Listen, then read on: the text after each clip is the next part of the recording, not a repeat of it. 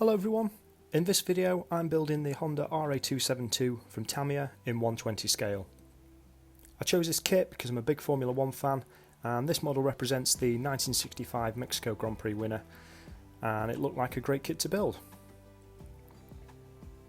The box came with 3 sprues and also a clear plastics part and the monocoque, as you can see there. Materials that I used for finishing were primarily the Tamiya acrylic line of paints. I also used TS7 white spray and TS13 clear as well, and when I was using those sprays I was using the light grey primer from Tamiya as well. The instructions were clear and concise, very easy to follow along with, and as you would imagine from Tamiya, everything fit perfectly. The sprues were very well detailed.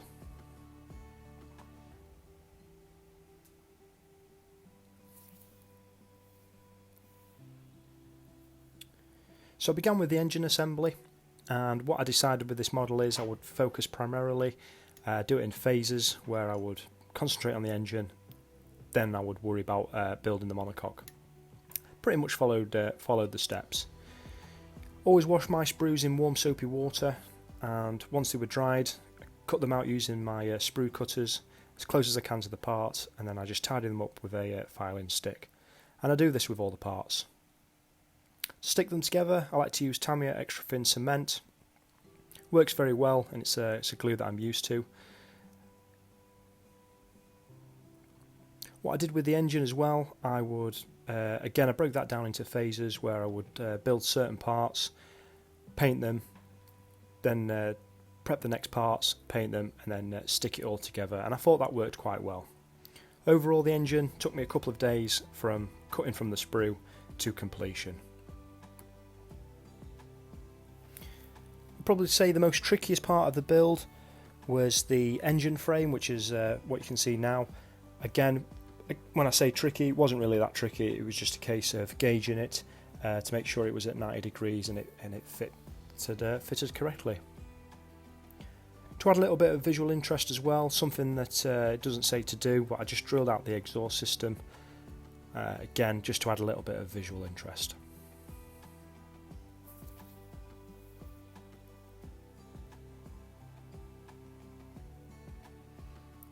And hopefully you can see the results there.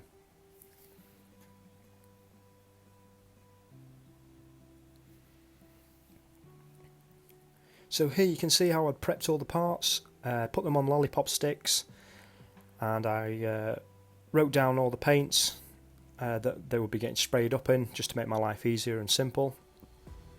And I primed them with the Vallejo Black Gloss primer.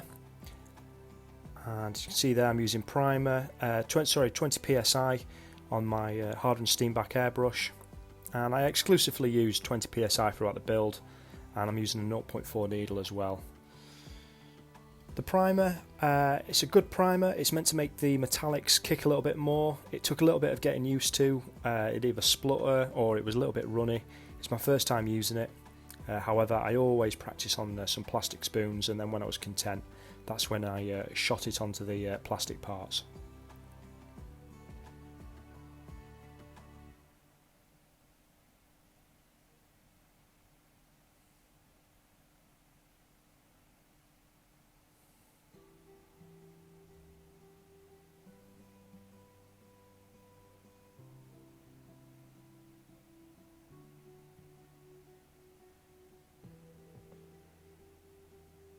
There was a little bit of mixing involved with the paints, so I had X11 chrome silver and X12 a gold leaf, and it just required 4 or 5 parts, can't remember now, of the gold leaf and 1 part of the X11, and I'm just showing you here how I go about doing that. Got a pipette, make it nice and accurate, and what I did is I took a spare paint tub and I just mixed it in there, and I used it throughout the build because there were a couple of parts where it required this special mixture of paint.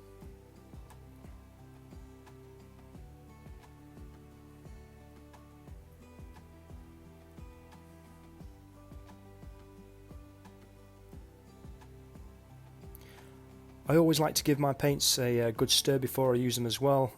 either using a cocktail stick or a little stirrer. And I always like to make sure they're up at room temperature as well. Paints react differently at different temperatures, so it's important to make sure you're consistent with your painting.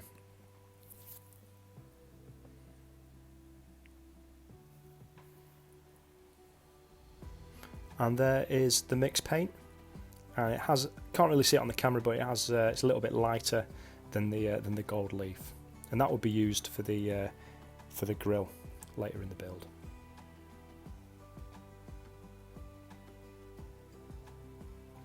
Again, 20 psi and a 0.4 needle, and it just required spraying a few parts.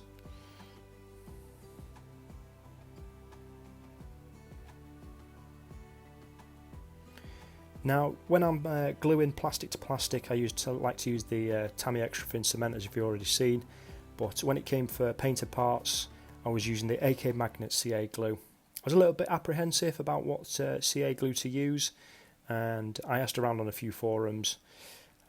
People had many different suggestions. However, I went with the AK Magnet glue, and it's just a general purpose CA glue. Now, the bond's only as strong as the paint.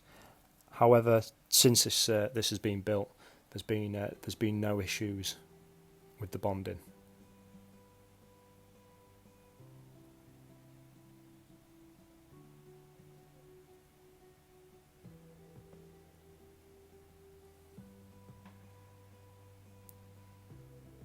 Like I said, as the build progressed, I was painting along. I used a fine tip brush just to paint some extra little details on the engine cylinders.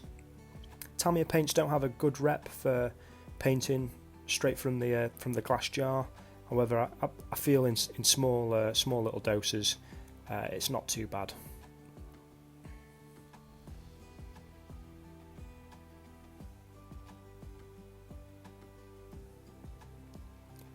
As the engine was constructed then, just to make it pop that little bit extra more, I used some Tamiya panel line accent colour black just to make it pop. Got in the grooves, in the rivets, and it really did make it stand out. It's a great product. It's not readily available in the UK, but I highly recommend getting it if you can. You can see an image on the screen now of the engine, and afterwards, after I'd taken those photos, I decided that I was going to add some wires just to add a little bit of visual interest as well to the engine and add a little bit extra detail.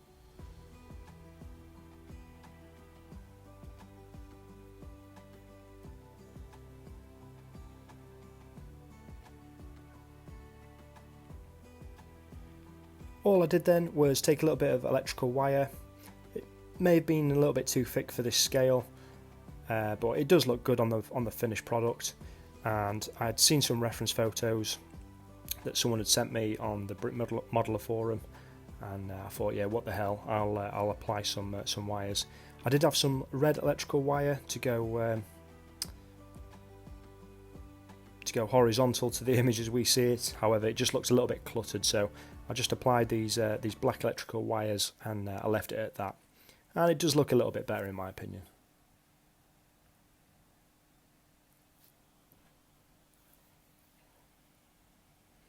Again, using the AK Magnet CA glue, general purpose, which helped it bond together. And here's the finished engine. All the fine details painted. It took a couple of days to build, and it looks great once it's finished. With the engine complete then, it was time to move on to the monocoque.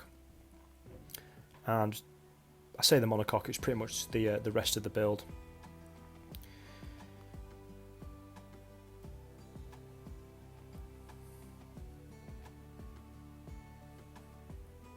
There's quite a lot of detail in the monocoque, and when they were both complete in the construction phase, I primed them with the light grey primer from Tamiya, because I'd be using the TS7 spray over the top here.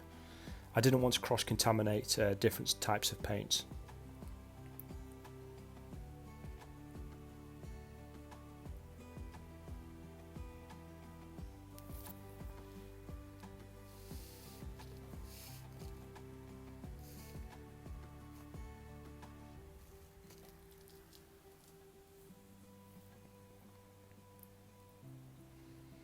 All these parts fit on nicely in the monocoque, and again I painted them up before gluing them onto the front suspension.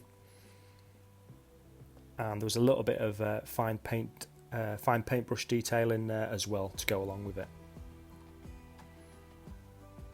At this point I took the opportunity to do all 4 brake discs as well, and again with the fine painting on the brake pads and brake discs, as you can see here, it does look really good. Unfortunately, when the wheels are on, they are covered up. However, it's just nice knowing that they're there and it's been constructed well and painted well.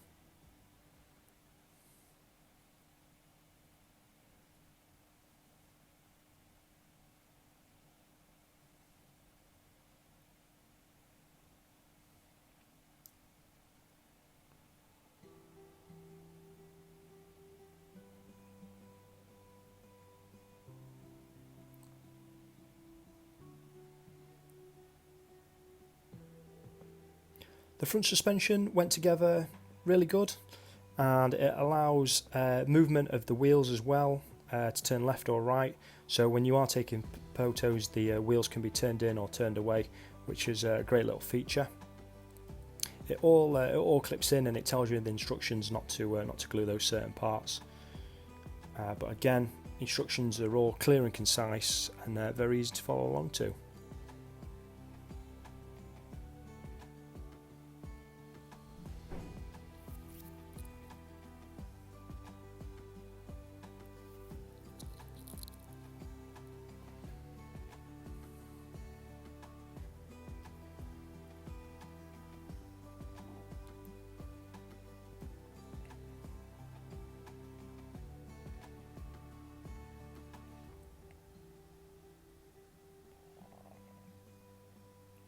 One thing you'll notice as well, I've got the blue latex gloves on.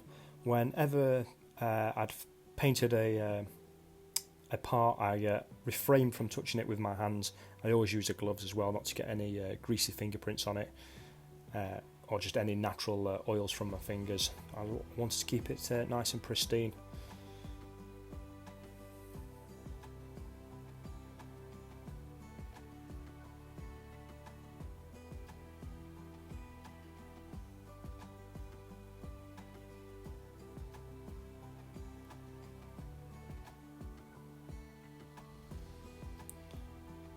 Once again, the panel line accent colour black came out as well, and it just made that grille pop that extra bit more, and it was really satisfying applying this.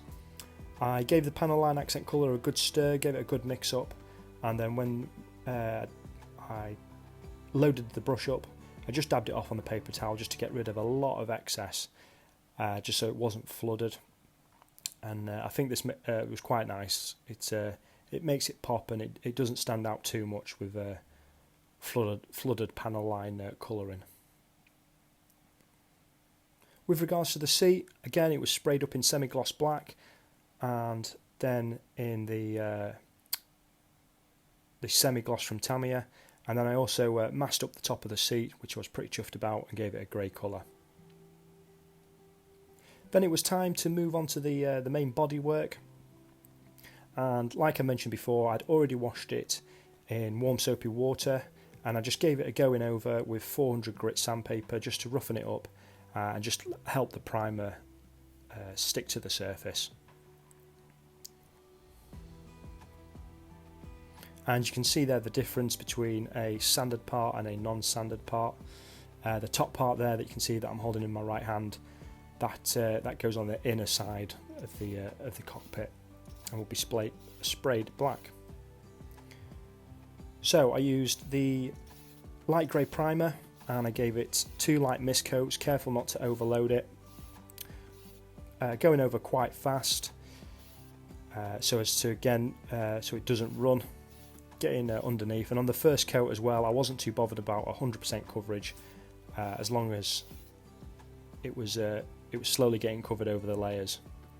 As you can see here, there was a seam line as well that I'd not seen prior, and again, with the naked eye it was very hard to see, but once the primer had gone down it stood out like a sore thumb.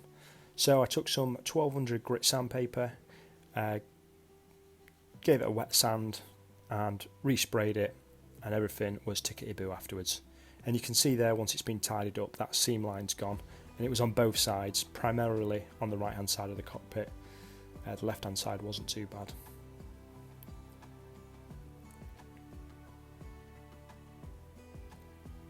So I'd had a little bit of drama with the base of the chassis. With the spray paint, it had pulled a little bit too much and I hadn't had too much control, so what I decided was to decant the spray can. Pretty simple process. Decanted it into a glass jar, and then I loaded it into my airbrush and shot it through my hardened steam back. Again, 0.4mm needle, 20 psi, and it was just a case of building it up in light coats. So you can see me going over here with the first coat, and again I wasn't too worried about coverage. I went across vertical and then horizontal, just to making sure I'm hitting the spot.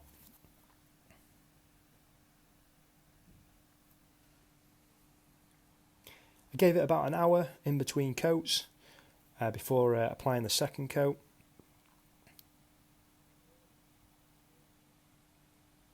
And because I steadily built it up, it gave a really nice finish, much better than what I thought a spray can would do.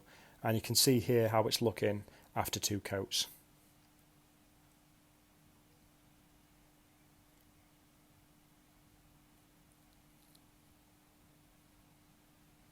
So after 2 coats then, I could see a little bit of orange peel starting to rear its head. So again, I took some 1200 grit sandpaper and I just lightly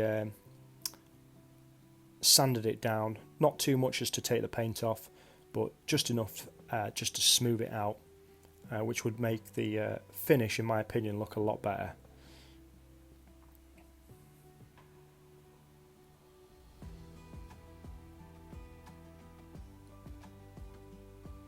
So it had its 2 coats, it had been wet sanded, and then it was time for coats 3 and 4. And coats 3 and 4 were wet coats.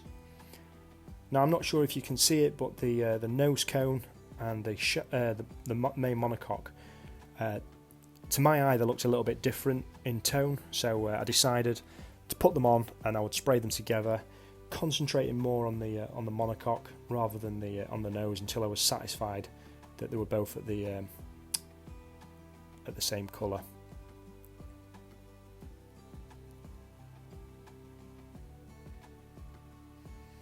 And you can see here after 4 coats, so 2 dry coats, sand, and then 2 wet coats, and it was looking pretty good. There was a little bit of orange peel to the eye. You couldn't really see it. You'd have to get in close and look in the light. However, it was looking good. Then to prepare for the decals, I gave it a clear coat with TS13. Again, 2 light coats. Not worrying too much about 100% coverage on the first coat, as I didn't want to flood the model. Going over nice and quick till I was satisfied. Gave it 30 minutes to dry, and then I went over again with a second coat.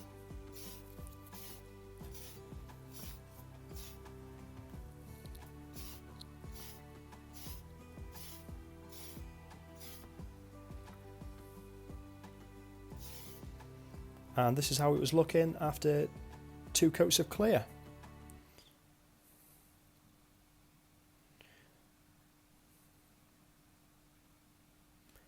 So with the clear on then, it was time for decals. And my decal process is something that I've taken from Dr. Strangebrush. I've heard him on the Plastic Model Mojo podcast. It's a great podcast, learned quite a lot from it, and I pretty much exclusively follow the techniques that he explained on the show. Okay, what I begin with doing then is soak my decals in warm water. Okay, it's quite important, and then while that's soaking for 20-30 seconds, I prep the area with microset.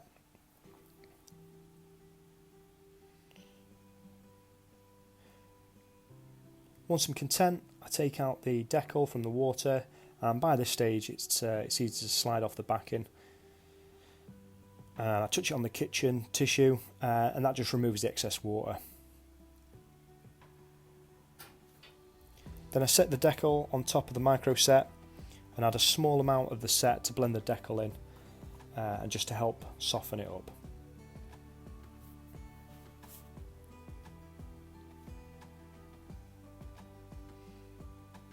Try not to rush it at this point. Decals is not my favourite part of modelling, if I'm being honest. And then I let it sit for 5 minutes, and then I just go over gently with some more micro set, just to help soften it up. And I'll do this a few times, and concurrently I'll then take out another decal and start prepping that area. And I work my way around the body that well. On some parts of the model, if there's nuts or rivets, then what I'll do is I will get the sol out just to help it sit a little bit better. But that is pretty much my process I use for decals.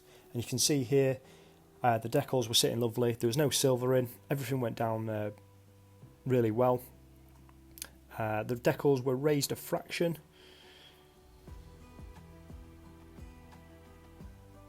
And so what I did with that is went over with 2 more layers of clear, and then it was time to work on the finishing. So I began with 2000 grit wet sand.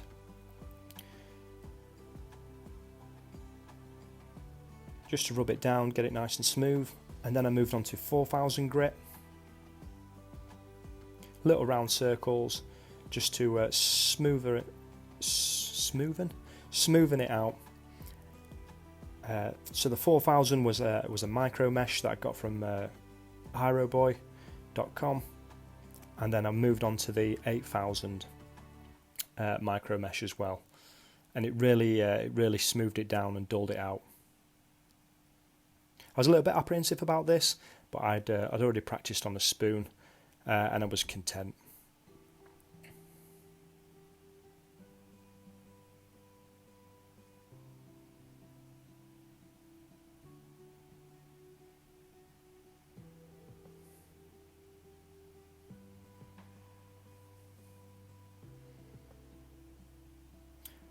And here it is after it had been sanded with the 2000 wet sandpaper and the 4000 and 8000 micro mesh. The raised decals had gone down, and then I went over with the Tamiya polishing compounds fine and finish. There is another one, a red one, coarse I believe, I can't remember off the top of my head, but I couldn't get that in time. The only place I could find it was from Hong Kong on eBay, and it was going to take a few months, so I decided to sit it out. I didn't record the fine for some reason. However, I gave it a polish with the fine, let it sit for a few minutes, and then I rubbed it down, let it sit for another 5, and then I went over with the finish. And I realised that with the finish as well, 2 coats of the finish made it really pop. And you can see here the reflection and how good it's looking. I was pretty chuffed. You could probably do more with more compounds. However, I was pretty content. The model was looking fantastic. And with the bodywork complete, everything else painted up, and the rear suspension all good to go, it was time to put the model together. And again, it went together seamlessly, and there was no problems with it at all. And here's the finished product. Thank you for watching, and if you enjoyed this video, please hit like, please consider subscribing, helps the channel grow, and thanks for watching, and I'll see you in a video very soon.